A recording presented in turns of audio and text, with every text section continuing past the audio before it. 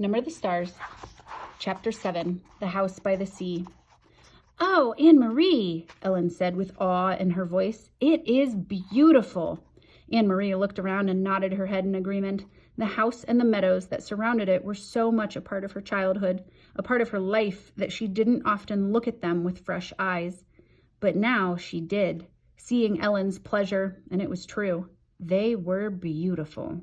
The little red-roofed farmhouse was very old, its chimney crooked, and even the small shuttered windows tilted at angles. A bird's nest, wispy with straw, was half hidden in the corner where the roof met the wall above a bedroom window. Nearby, a gnarled tree was still speckled with a few apples now long past ripe. Mama and Kirsty had gone inside, but Anne-Marie and Ellen ran across the high-grassed meadow, through the late wildflowers. From nowhere, a gray kitten appeared and ran beside them, pouncing here and there upon imagined mice, pausing to lick its paws, and then darting off again. It pretended to ignore the girls, but looked back often to be certain that they were still there, apparently pleased to have playmates. The meadow ended at the sea, and the gray water licked there at damp brown grass flattened by the wind and bordered by smooth, heavy stones. "I have never been this close to the sea," Ellen said. "Of course you have. You've been to the harbor in Copenhagen 1,000,000 times. Ellen laughed.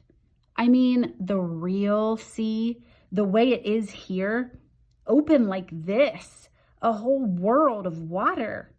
Anne-Marie shook her head in amazement. To live in Denmark, a country surrounded by water, and never to have stood at its edge? "Your parents are really city people, aren't they?" Ellen nodded. "My mother is afraid of the ocean," she said, laughing. "She says it is too big for her and too cold." The girls sat on a rock and took off their shoes and socks.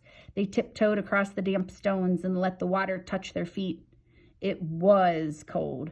They giggled and stepped back.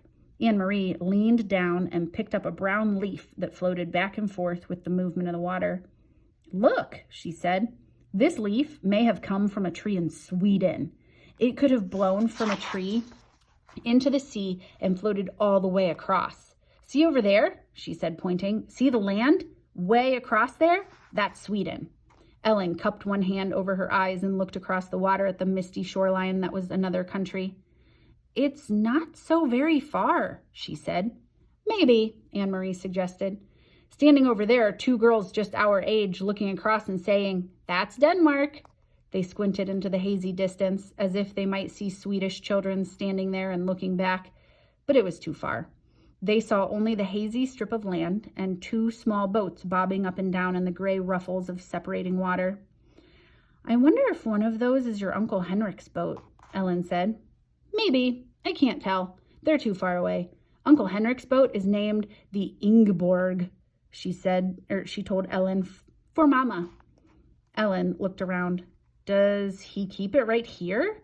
Does he tie it up so that it won't float away?" Anne-Marie laughed. "Oh, no. In town, at the harbor, there's a big dock, and all the fishing boats go and come from there. That's where they unload their fish. You should smell it. At night, they are all there, anchored in the harbor." "Anne-Marie! Ellen!" Mama's voice came across the meadow. The girls looked around and saw her waving to them. They turned, picked up their shoes, and began walking toward the house. The kitten, who had settled comfortably on the stony shore, rose immediately and followed them.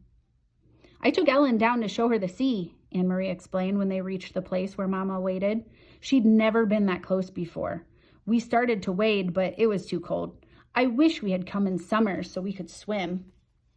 "It's cold even then," Mama said. She looked around. "You didn't see anyone, did you? You didn't talk to anyone?" Anne-Marie shook her head. "Just the kitten." Ellen had picked it up, and it lay purring in her arms as she stroked its small head and talked to it softly. "I meant to warn you. You must stay away from people while we are here." "But there's no one around here," Anne-Marie reminded her. "Even so, if you see anyone at all, even someone you know, one of Henrick's friends, it is better if you come in the house. It is too difficult, maybe even dangerous, to explain who Ellen is." Ellen looked up and bit her lip. There aren't soldiers here too? She asked. Mama sighed. I'm afraid there are soldiers everywhere, and especially now. This is a bad time. Come in now and help me fix supper. Henrick will be home soon. Watch the step there, it's loose. Do you know what I have done? I found enough apples for applesauce. Even though there is no sugar, the apples are sweet. Henrick will bring home some fish, and there is wood for the fire, so tonight we will be warm and well fed. It is not a bad time then, Anne-Marie told her. Not if there is applesauce.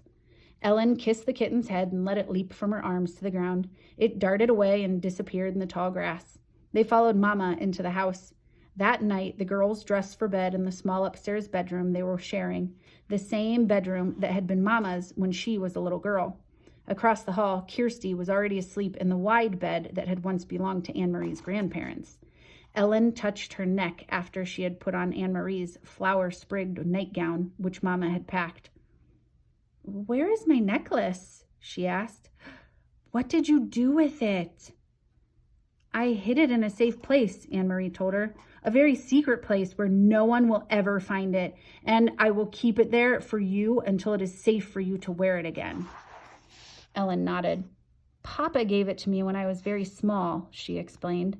She sat down on the edge of the old bed and ran her fingers along the handmade quilt that covered it. The flowers and birds, faded now, had been stitched onto the quilt by Anne-Marie's great-grandmother many years before. I wish I knew where my parents are, Ellen said in a small voice as she outlined one of the appliqued birds with her finger. Anne-Marie didn't have an answer for her. She patted Ellen's hand, and they sat together silently. Through the window, they could see a thin, round slice of moon appear through the clouds against the pale sky. The Scandinavian night was not very dark yet, though soon, when winter came, the night would be not only dark, but very long. Night skies beginning in the late afternoon and lasting through morning. From downstairs, they could hear Mama's voice and Uncle Henrick's talking, catching up on news. Mama missed her brother when she hadn't seen him for a while, Anne-Marie knew. They were very close. Mama always teased him gently for not marrying. She asked him, laughing, when they were together, whether he had found a good wife yet, one who would keep his house tidier. Henrick teased back and told Mama that she should come to Gillalege to live again so that he wouldn't have to do all the chores by himself. For a moment, to Anne-Marie, listening, it seemed like all the earlier times, the happy visits to the farm in the past with summer daylight extending beyond bedtime, with the children tucked away in the bedrooms and the grown-ups downstairs talking. But there was a difference. In the earlier times, she had always overheard laughter. Tonight, there was no laughter at all.